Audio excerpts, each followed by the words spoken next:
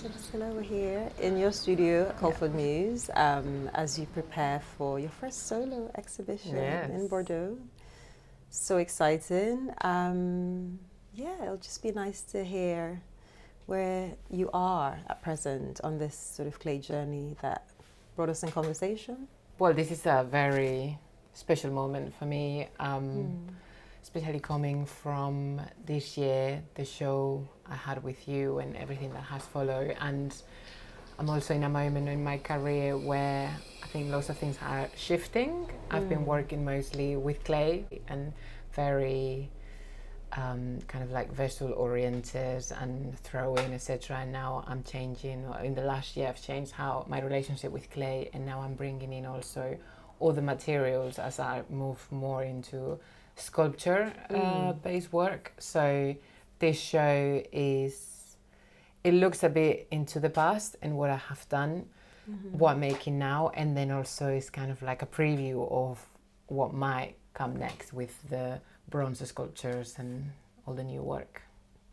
And so what do you think sparked this departure from, I guess, just working with clay and into thinking about making with different materials? It all started from a place of play and curiosity and plaster.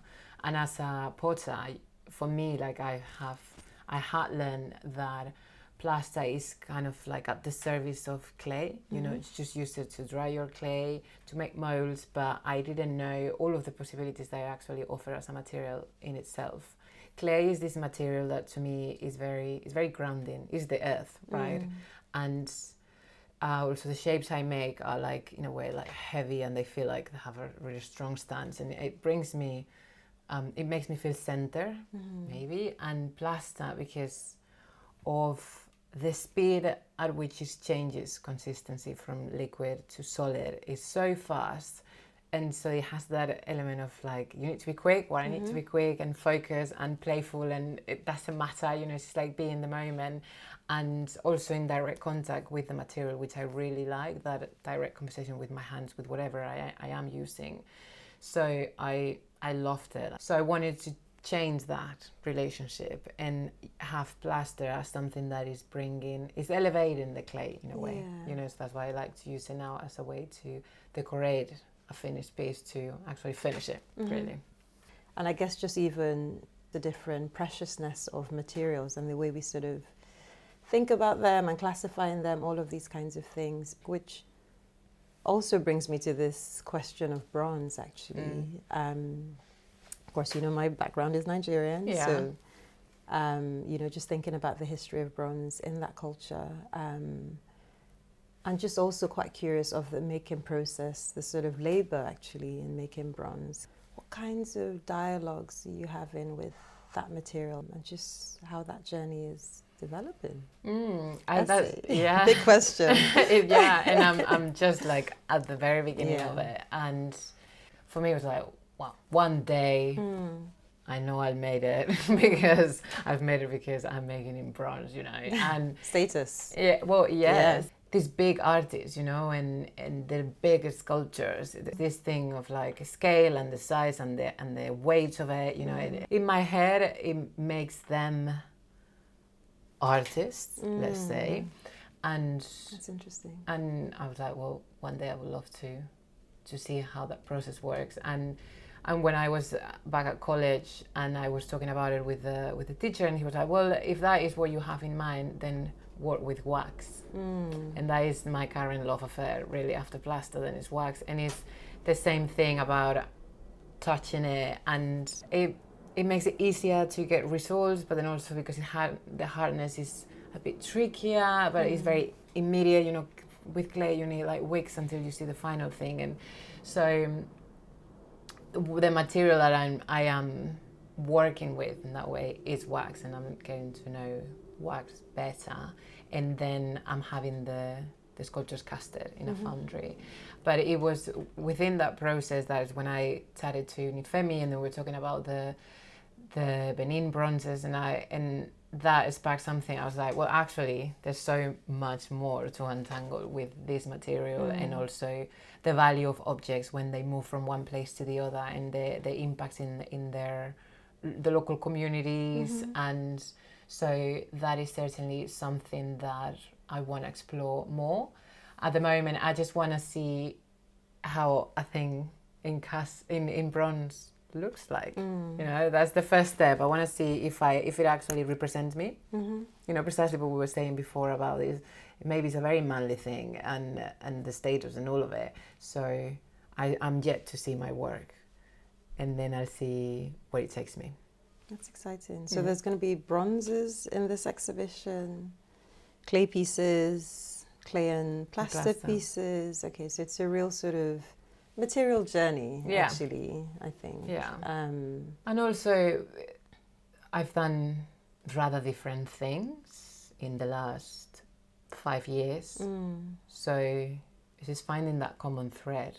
And what I've discovered, and also like in conversations with other people that I have been looking at things, and they're like, there's that element of movement. And that's what I've always been into, really, that some dramatism and the change and that dance, you know, it's a dance with me, with the material, but then also what comes out, and it's always me, so there's always something that brings them together. What I'm learning is that what matters is for me to make what I want to make. So true. Yeah, otherwise it's just a rat in a little wheel. Yeah.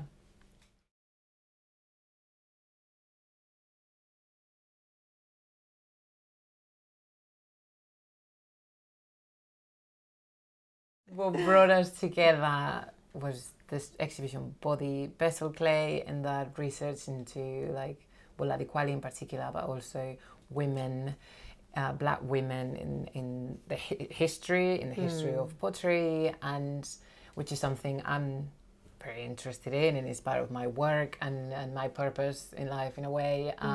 So do you feel like we're actually changing something, you know, like coming from a very patriarchal, racist, Western art world and all of it, like? In terms of sort of impact, you know, we know that so many people went to see the exhibition, and I guess like one thing that was really touching was that it was also all sorts of different people seeing this exhibition, not just people in the art worlds broadly, ceramics, fine art, or whatever, but just, you know, people who were really struck by a curiosity, you know, to this beginning, really, I wouldn't even say in the middle, beginning into this inquiry, looking at contributions that Black women have made specifically to this field of ceramics. That is definitely like a shift in the right direction, for sure. But it's still sort of, I guess, you know, there's just so many different, like, there's just so many, exactly, and just so many different barriers. That's what I'm looking for, that you're trying to sort of overcome. But it does feel some shifts in thinking around the history of ceramics specifically. I agree. Sure.